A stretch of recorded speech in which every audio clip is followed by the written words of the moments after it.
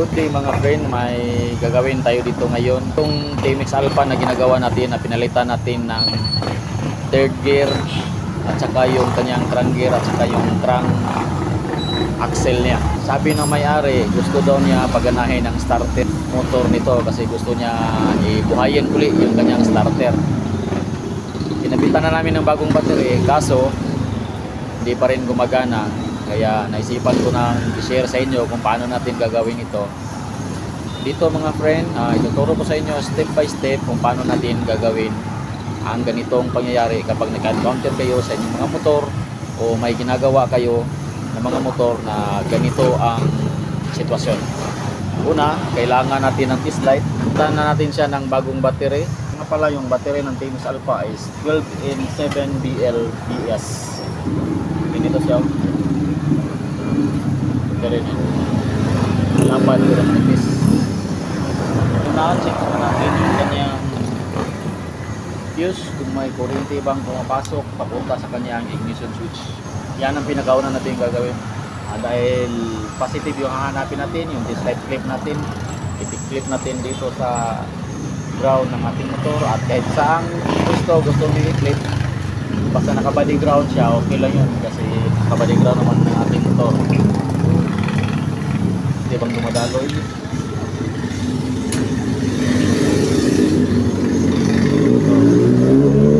Bolts naman. Hindi dumadaloy. Hindi dumadaloy din.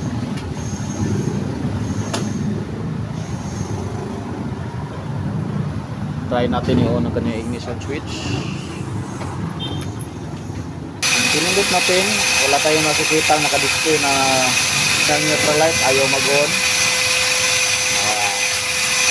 I-check muna natin yung kanyang ignition switch kung saan ba dito.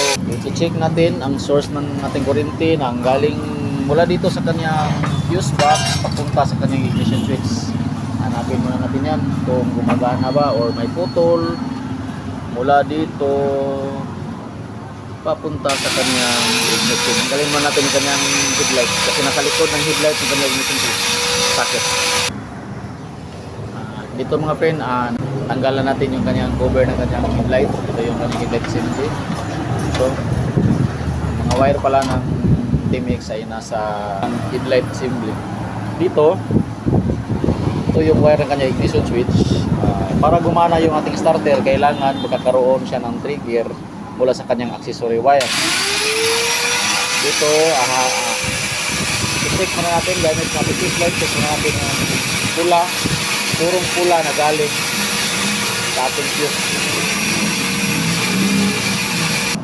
Ito, i-test light natin yung kanyang red, purong red. Kung may gamit ang ating test light, i-check natin ang kuryente. Kung may kuryente bang pumapasok galing sa kanyang fuse, papunta dito sa kanyang switch.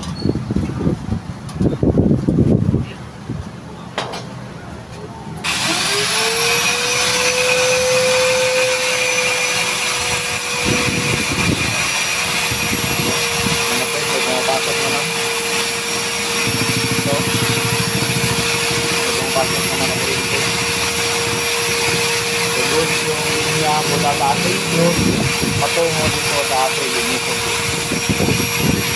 Next na naman natin hanapin yung purong pin kasi yung purong pin ito yung nagsisilbing accessory wire ng ating TMX. Dahil doon na ito ang accessory wire natin ay ito. Dito makikita natin sa kanyang, sa ilalim ng kanyang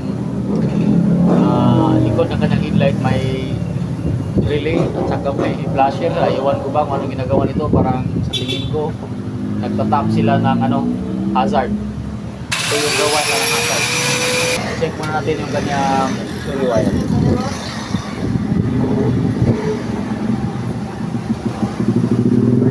Ito on natin ang kanyang ignition switch. May defecto pala yung kanyang ignition switch.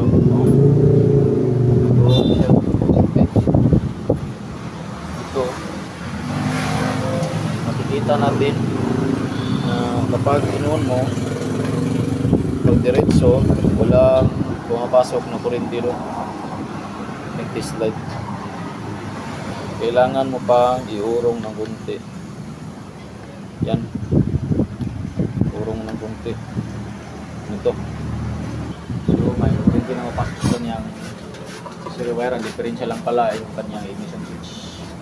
Try natin i-switch yung kanyang push button. Wala pa rin. So natin to. Dito i-check natin yung kanyang relay, yung connection ng kanyang relay, yung dalawang wire. So check muna natin kanyang starter kung gumagana ba. Direct ko lang itong dalawang wire. Kanyang starter okay pa, gumagana. So ang kulang nito, ito lang kanyang connection ng kanyang relay mula sa kanyang button, kanyang push button patungo dito sa kanyang relay. Dito lang hanapin natin.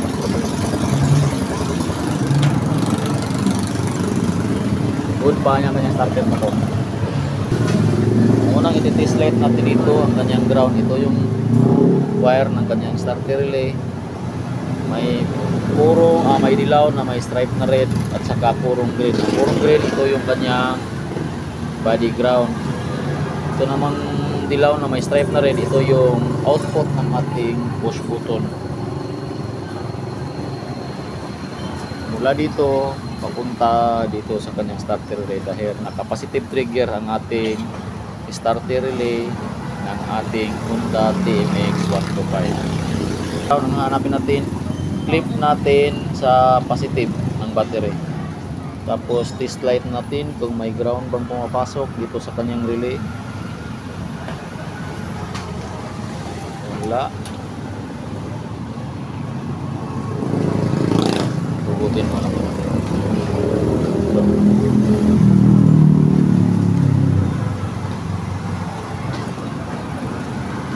Walang ground. Check natin ang kanyang positive mula sa kanyang button kung may pumapasok. Check natin ang linya mula sa kanyang push button. Yan sa kanyang push button patungo dito sa wire ng sakit ng kanyang relay. Dahil ang linya ng ang kulay ng wire na galing sa kanyang push button ay yung yellow na may stripe na red. Check muna natin. Good siya. Okay ang linya mula sa kanyang push button patungo sa kanyang starter relay. So baliktad na naman tayo, hahanapin naman natin yung ground. Dito lalagay natin ang test light clip sa positive ng ating battery. Ang green na naman yung ating ito-test, purong green. So ayaw gumana. So meaning kulang sa ground ang kanyang starter relay para ito ay gumagana. Kapag walang supply na ground, hindi makakaroon ng trigger ang ating relay para i-start yung ating starter. Sa sitwasyong ito mga friend, minabuti ko na hindi ko na walwalin yung kanyang wire. Kayo pwede naman yung walwalin yung kanyang wire kung gusto nyo, pero sa akin ayaw ko nang walwalin yan kasi madali siyang mapasukan ng tubig at alam naman natin yung tubig kapag pumasok sa ating wire, doon nagsisimula yung corrosion. Dito sa akin, nag-bypass lang ako ng wire mula sa ground ng ating battery patungo sa green dito ng ating socket. Ito ko lang ilalagay. Ito na siya mga friend para magkaroon siya ng ground. Bahala na kayo kung saan nyo gusto ilagay. Saan ko kumukhang ground, pwede dito, pwede dito, pero sa akin mas minabuti kung mas maganda dito sa battery simula. Kasi ang ground ng battery at saka body ground may split sila. Ito ko na mas maganda dito. Pero kung anong gusto nyo, bahala na kayo, basta naka body ground lang siya, okay na. Test na natin kung may ground bang pumapasok. Yung ating test light clip naka-positive pa rin kasi ground yung hinahanap natin. Test natin. Yan, may ilaw na siya, meaning may ground na. Test muna natin dito sa kanyang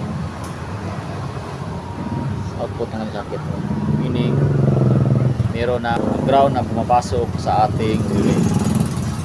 So try natin i-push button kung magsa-start na ba. Ayan, Yan lang mga friend. So, patayin muna natin bago push button uli. Ayan. Mayroon na starter. Babalot muna natin to ng tape kasi masyadong naka-expose yung kanyang wire. I-tape muna natin to kasi ito ang pinagkakapante dahil ito ay positive. Tape muna natin yan. Tapos balik natin. I-organize natin yung ating pagkakatrabaho. Ayan mga friend, na-organize na natin yung wire. Nabalot na natin. At saka dito. Gawa natin. Check natin uli kung gagana ba siya. Start. Sige na. Yun lang sa mga friend. Check mo muna yung positive at saka negative ng ating relay. Test muna yung kanyang starter kung gagana ba. Kung gumagana yung kanang starter, check nyo yung connection mula sa ating push button patungo sa ating starter relay. Hanapin nyo lang ang kulay ng wire mula sa ating push button patungo sa ating starter relay. Yun lang mga friend. Salamat.